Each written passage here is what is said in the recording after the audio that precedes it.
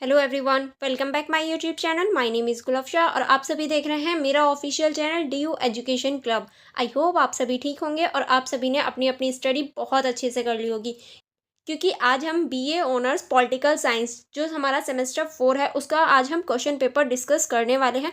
और ये जो हमारा क्वेश्चन पेपर है, इस पॉलिटिकल का नाम है पब्लिक एडमिनिस्ट्रेशन इन इंडिया। अगर आपके पास ये वाला सब्जेक्ट है तो आज हम इसका क्वेश्चन पेपर डिस्कस करने वाले हैं, जो कि मोस्ट इंपॉर्टेंट हो जाता है आप लोगों के लिए। तो आप फुल वीडियो देखना मत भूलना, पूरी वीडियो देखना, बीच में स्किप मत करना। अगर स्किप कर दिया तो जो इंपॉर्टेंट क्वेश्चंस हैं वो आप नहीं देख पाएंगे, क्योंकि ये जो है ये रेगुलर स्टूडेंट्स का क्वेश्चन पेपर है। आज हम इस क्वेश्चन पेपर को डिस्कस करेंगे, क्योंकि SOL वालों का भी क्वेश्चन पेपर सेम ही आता है, बस थोड़े बहुत चेंजेस रहते हैं। तो आप इससे आइडिया लगा सकते हैं कि किस टाइप से आपसे क्वेश्चन पूछे जाएंगे। देखिए, आपका जो क्वेश्चन पेपर होगा वो 90 मार्क्स का होगा और आपके लिए 3 घंटे दिए जाएंगे उसको करने के। और यहाँ थोड़े से निर्देश भी हैं, जैसे कि ये निर्देश हैं कि आपको क्वेश्चन पेपर मिलते ही सबसे पहले उस पर अपना रोल नंबर फिल करना है और आपको किन्हीं 5 प्रश्नों के उत्तर देने हैं। देखिए, यहाँ कई क्वेश्चन हैं, बहुत सारे क्वेश्चन हैं, लेकिन आपको सिर्फ 5 क्वेश्चन अटैम्प्ट करने हैं। ऐसा नहीं है पूरा क्वेश्चन पेपर अटैम्प्ट कर दें, नहीं, आपको ओनली 5 क्वेश्चन अटैम्प्ट करने हैं। तो इसीलिए इंपॉर्टेंट होता है कि सारे ही निर्देश पढ़ लिए जाएं, ताकि आपको कोई भी प्रॉब्लम नहीं हो और आप कोई भी सिली मिस्टेक ना कर पाएँ।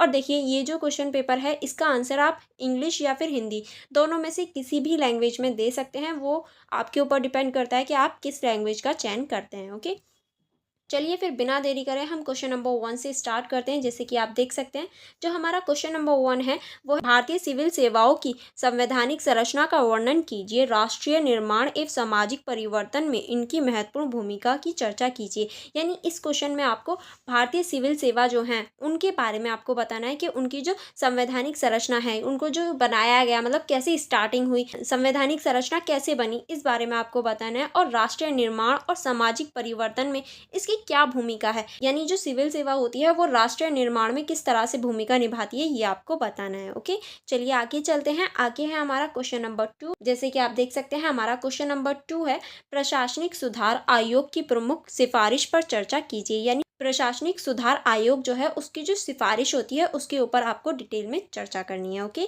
चलिए आगे बढ़ते हैं। आगे हमारा क्वेश्चन नंबर 3। क्वेश्चन नंबर 3 है हमारा, बजट से आप क्या समझते हैं? बजट किस प्रकार देश की अर्थव्यवस्था को एक मजबूत दिशा प्रदान करने में महत्वपूर्ण भूमिका निभाता है?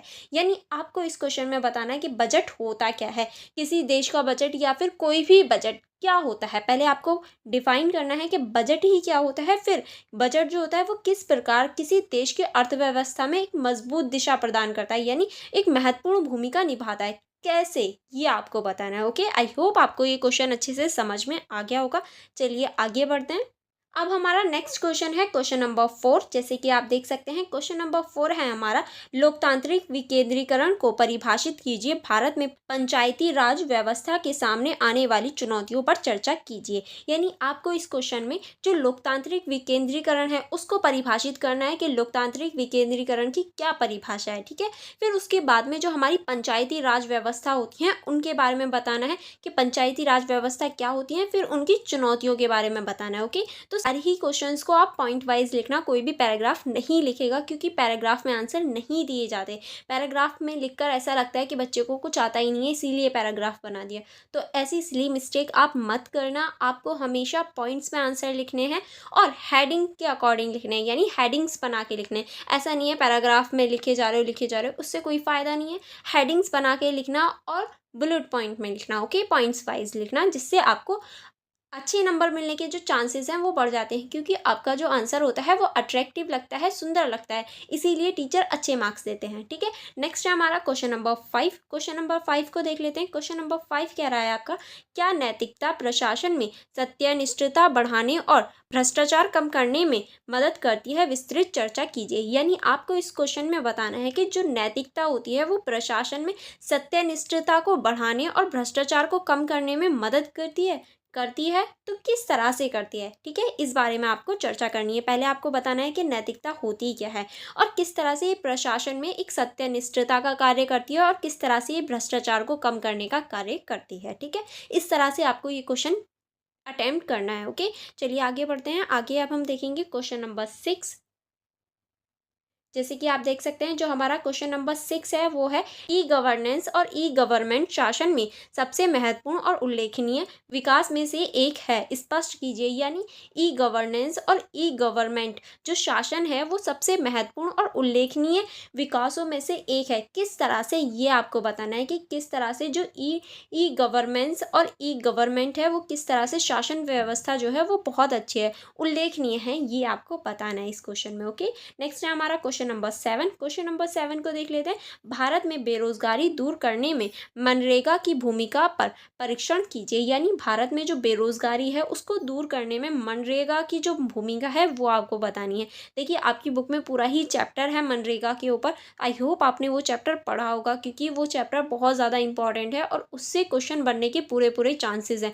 जैसे आप देख भी सकते हैं जो रेगुलर वाले स्टूडेंट्स हैं उनके एग्जाम में ये क्वेश्चन आया भी है और आपके में भी आ सकता है क्योंकि ये जो चैप्टर है ये मोस्ट इंपॉर्टेंट है और इसमें आपको मनरेगा की जो भूमिका है वो बतानी है कि किस तरह से मनरेगा बेरोजगारी दूर करने में एक महत्वपूर्ण भूमिका निभा रहा है। ठीक है, नेक्स्ट चलते हैं। नेक्स्ट है हमारा क्वेश्चन नंबर 8। जैसे कि आप देख सकते हैं क्वेश्चन नंबर 8 है हमारा लोकतांत्रिक विकेंद्रीकरण में समावेशी भागीदारी से किस प्रकार महिलाओं का सशक्तिकरण हुआ है, परीक्षण कीजिए। यानी लोकतांत्रिक विकेंद्रीकरण में जो समावेशी भागीदारी हुई है, महिलाओं की भी भागीदारी हुई है, उससे किस तरह से महिला जो है वो सशक्तिकरण बढ़ा है, महिला जो है वो मजबूत हुई है, इस बारे में आपको बताना है। क्योंकि देखिए अब महिलाओं की जो भागीदारी है वो बढ़ गई है हमारे लोकतांत्रिक विकेंद्रीकरण में और बहुत सारे सेक्टर्स में जो महिलाओं की भूमिका है वो बढ़ गई है, जिसकी वजह से जो महिलाएं हैं वो सशक्तिकरण हो रही हैं, महिलाओं का सशक्तिकरण हो रहा है। यही आपको इस क्वेश्चन में पूरे अच्छे तरीके से डिफाइन करना है। ओके, चलिए आगे बढ़ते हैं। आगे हमारा है क्वेश्चन नंबर 9। जैसा कि आप देख सकते हैं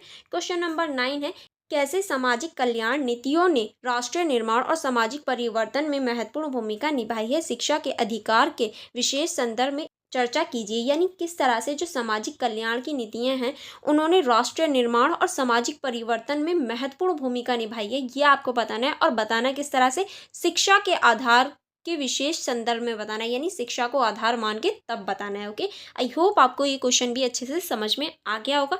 चलिए आगे बढ़ते हैं। आगे हमारा क्वेश्चन नंबर 10। जैसे कि आप देख सकते हैं क्वेश्चन नंबर 10 है किन्हीं दो पर संक्षिप्त टिप्पणी लिखिए। यानी आपको किन्हीं दो पर टिप्पणी लिखनी है। यहाँ आपको 4 पॉइंट्स दे रखे हैं, चारों में से सिर्फ आपको 2 पर ही टिप्पणी लिखनी है। ठीक है, पहला है हमारा स्मार्ट गवर्नेंस और सेकंड है हमारा 74वां संविधान संशोधन। यानी जो हमारा 74वां संविधान संशोधन हुआ था उसके बारे में बताना है कि ये किससे रिलेटेड है। ओके, और आपको ये क्वेश्चन का आंसर मुझे कमेंट बॉक्स में भी बताना है। सिर्फ ये बता देना है ये जो हमारा संविधान संशोधन है ये किससे रिलेटेड है, यानी इसमें किस बात को रखा गया था। ठीक है, आई होप आपको पता होगा, आपका एग्जाम है तो आपको ये थोड़ी सी नॉलेज होनी चाहिए, तो आपको ये कमेंट बॉक्स में बताना है। ओके, चलिए आगे बढ़ते हैं। आगे हमारा सी सूचना का अधिकार। यानी सूचना का जो अधिकार होता है उसको आपको डिटेल में बताना है कि सूचना का अधिकार किस तरह से होता है, किस अनुच्छेद में रखा गया है, सारी चीज़ें आपको बतानी है। ठीक है, नेक्स्ट है हमारा क्वेश्चन नंबर डी। डी को देख लेते हैं। डी है हमारा सामान्यज्ञ और विशेषज्ञ। यानी आपको इसमें सामान्यज्ञ और विशेषज्ञ के बारे में बताना है। आई होप आपको पूरा ही क्वेश्चन पेपर समझ में आ गया होगा। जैसे कि आपने देखा इस पूरे ही क्वेश्चन पेपर में 10 क्वेश्चन हैं, लेकिन आपको सिर्फ 5 क्वेश्चन अटैम्प्ट करने हैं। तो आप कोई भी 5 अटैम्प्ट कर सकते हैं, या आपकी चॉइस है आप कौन से 5 अटैम्प्ट करना चाहते हैं। एंड अगर आपको कोई भी प्रॉब्लम हो या कोई भी कन्फ्यूजन हो तो आप मुझसे कमेंट बॉक्स में पूछ सकते हैं, मैं ज़रूर रिप्लाई दूंगी। एंड फॉर मोर कनेक्टिविटी आप मेरे टेलीग्राम ग्रुप को ज्वाइन कर सकते हैं, जहां अगर आपको कोई प्रॉब्लम हो या फिर कोई क्वेरी हो तो आप वहां मुझसे पूछ सकते हैं। एंड वहां मैं नई नई अपडेट्स भी देती हूँ और जो मेरी अपकमिंग वीडियोज़ होती हैं वो भी आप देख सकते हैं। एंड अगर आप चाहें तो मेरे इंस्टाग्राम आईडी से भी जुड़ सकते हैं, क्योंकि मैं वहाँ भी आपको इन्फॉर्मेशन देती हूँ और जो हमारी अपकमिंग वीडियोस होती हैं आप सिलेबस से रिलेटेड वो भी मैं आपको वहाँ बता देती हूँ, ताकि आप कोई भी वीडियो मिस नहीं कर पाएँ और आप अपडेट रहें। अपने फ्रेंड्स के साथ भी शेयर करना मत भूलना, ताकि वो भी इस इम्पॉर्टेंट क्वेश्चन पेपर को देख पाएँ और उन्हें भी पता चल जाए कि किस तरह से क्वेश्चन पूछे जाते हैं। ओके, आई होप आपने अभी तक लाइक कर दिया होगा, अगर नहीं किया है तो आप जल्दी से लाइक कर दीजिए। चलिए हम लोग मिलते हैं फिर नेक्स्ट वीडियो में। Thank you for watching everyone.